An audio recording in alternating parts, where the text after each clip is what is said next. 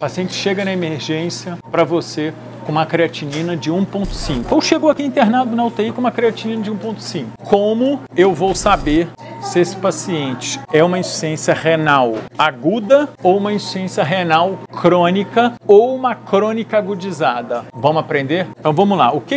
Como eu defino uma insuficiência renal? Como que eu defino insuficiência renal? Eu vou definir insuficiência renal se eu tiver uma elevação das escórias nitrogenadas, creatinina elevada, e se esse paciente tiver queda da diurese, ou eu vou classificar esse paciente, posso classificar com o Akin, com o Cadigo, que são formas de eu classificar a insuficiência renal. Mas o foco da nossa discussão é: esse paciente chegou, creatinina alterada. Esse paciente já tinha creatinina alterada previamente, ou seja, ele era um renal crônico e chegou para mim com a creatinina alterada, ou ele não era um renal crônico e ele piorou, fez um evento que levou a uma insuficiência renal aguda. Grava sempre isso. Primeiro, o paciente com insuficiência renal crônica agudizada, ele vai cursar com anemia, hipocalcemia, hiperfosfatemia. O paciente com insuficiência renal crônica, ele vai cursar com anemia, hipocalcemia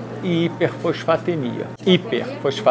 Se esse paciente chegar para você sem anemia, por exemplo, uma creatinina chegou com 1,5, com 2 de creatinina, sem anemia, esse paciente não tem uma insuficiência renal crônica. Essa anemia é muito... À medida que quanto mais tempo esse paciente tiver insuficiência renal crônica, menor é a produção de eritropoetina, maior vai ser a anemia dele. Então é pelo tempo de doença, é o que ele vai ter de anemia. Beleza? Por deficiência da produção de eritropoetina, e o outro por fazer um hiperparasecundário. Então não tem dúvida. E como que eu vejo isso? Simples aqui, ó. Vamos ver esse paciente? Qual é o nome desse paciente que internou? Eu vou ver se ele tem ou não tem anemia, eu vou ver cálcio. Nesse exame aqui eu não tenho fósforo, mas eu tenho cálcio e eu tenho anemia.